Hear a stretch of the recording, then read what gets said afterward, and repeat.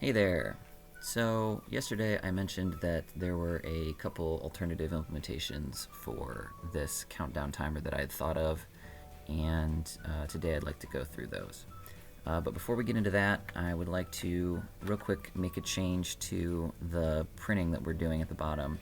I showed this to a programmer friend of mine, and he pointed out that instead of using these backspace characters, that we could just use a carriage return instead. So that shrinks this line up to that, and if we rerun our timer, we see that the output works just fine using the carriage return instead. So that kind of cleans that up and shrinks that down a line, which I'm all for.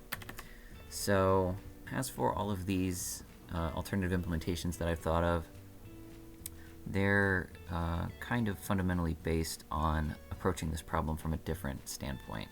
Now, before we were capturing this endpoint in time to kick things off and then doing a comparison on the present time as we looped through and waited. Instead of doing this, we could consider this as a problem of having a number of seconds that we need to wait instead of doing a comparison on the actual present time. So instead of doing this, where we're keeping track of minutes and an end time, let's just have a number of seconds.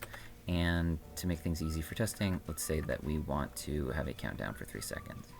And so the standard way of doing this, probably using a while loop, would be to check while seconds are greater than 0, and then down here we're going to want to basically use s instead of t. So to keep this short, we'll just do that. And then we'll also need, well, not need, but we can safely get rid of the if check there since we're doing it above. And if we rerun this, we see that we get the, no we don't. I forgot the critical step of, lastly, we'll need to add s equals s minus 1 here to decrement this so that the while loop works. And here you've got the timer working as before. So while this certainly works, this setting this value, doing the comparison, and then decrementing leaves me feeling like I'm writing C instead of Ruby, and I am kind of left feeling like I'd rather do some kind of iteration over some kind of collection. And the obvious choice for a collection would be an array of seconds. And so what we're going to want to do is basically we want to have 3, 2, 1, 0 to count down to. In Ruby, we can come up with this pretty easily by using a range. So let's say we have t as kind of our number of seconds, and we can make a range from 0 to that time, and this is a range object which we can then convert to an array, and then we'll need to reverse to get our countdown. And so using this technique, we can instead say seconds, no, rather our range 0 to s to array, reverse each do, and then we don't need our while, and then we also won't need our decrement, but we will need to use our t for our second count here. We don't need that anymore, and our timer works as before. I personally like how this reads as opposed to the while, except that this range to a reverse is a little bit on the verbose side. So to make this a little easier, we can use the times method in Ruby instead. In Ruby tutorials, a lot of times, at least in the ones that I used initially, you would see something like this used, where you use 3.times and then pass a block in order to have something done over and over again. But what I found out later is that you can actually use a block argument here, and it uses a zero-based index for the number of times and passes that number into the block. We can take advantage of this to clean up our rather verbose reverse.each call here at the top instead by doing s.times. And let's call this ti now, as it's really that we're kind of starting backwards. This I will represent the number of seconds that have elapsed now, as it starts from 0 and goes all the way up to s minus 1. So because of that, we'll need to set our t again, and we can do s minus I and then run this, but we will see that we count down to 1 instead of 0. So we're going to need to tack on an extra minus 1 here to allot for the fact that we're doing a 0-based index, and we're back to 2, 1, 0, which is what we want. So we've certainly cleaned up our times line, but now we've got a little bit more complexity down here in our t assignment. So it's kind of really all a matter of trade-offs as to where we're pushing some of this complexity. But the solution is also pretty concise as well. And a quick note on the variable naming here, I'm using t and s and I just to keep the amount of typing down that I have to do here.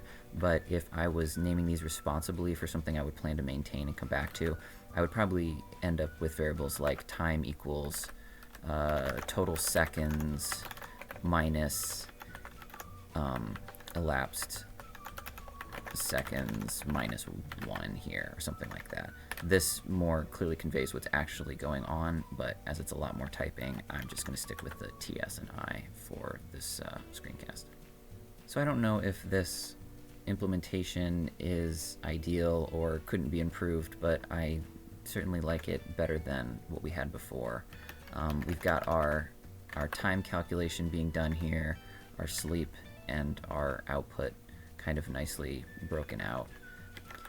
But as I was looking at this before recording, I realized that there's another use for the times method and kind of another way that we can solve this. We're kind of getting into the territory of last time. What follows from here is not necessarily something that I recommend doing, but I think it's interesting to note that it's possible, and I think it's also an interesting way to kind of look at this problem. So first, let's dig into the times method a little bit. We're using something like this, where we were calling times and passing a block in. But if we call times without the block, we get back an enumerator. And if we call .each on this and use a block and a block variable, we can see what this enumerator gets us. So it's basically just passing along these values, and we can really chain on any kind of enumerable call that we want after this. So if we wanted to change these each to a string, for example, we could map to I to string, and call this .map directly on .times, the .times call, and we'll get back those values as strings. So leveraging this, we can kind of transform these integers to the second integers to the various time values that we want. First the time integer t, and then the integers min and sec for the output, and then finally do the sleep and print. So to show you what I mean here, we're basically going to want to comment this out, and first we'll do the transformations. First we're going to map the i's that we're getting passed in, and we're going to do we're going to take care of this line right here. So we're going to map the values from the enumerator to the t value that we want. And so this return here is going to set those t values. And then let's take a look and tap into this chain and see what we've got here. So it's an array that we're iterating over. And let's use pry to dig in here and run this. So here we are in the midst of that execution, looking at what this looks like, and sure enough, we've got our second values that we want, our t values. Going back in here, if we're going to want to do a subsequent map to get from our t values to our min and sec values, which we're going to want to return as an array and pass along. So to get those, we will need to do our division and our modulus from before. And let's run this again and tap in and see what our array is. And here we go. We've got 3 arrays, and the elements of the arrays are min and sec, respectively. So we dig back in again, and finally we'll want to do for each of those and use min and sec. And let's just copy this because this is going to be a lot to type. And output each of those values. And we've got our timer from before. Though not syntactically necessary, like the star in the first episode, I like to have these surrounded by parens just to kind of point out that we're iterating over an array of arrays. This should work the exact same way. It isn't necessary, but it's kind of a special case here, so I like to just kind of call that out. So this isn't necessarily a solution that I would promote using, but I do think that it is interesting to note that it is possible.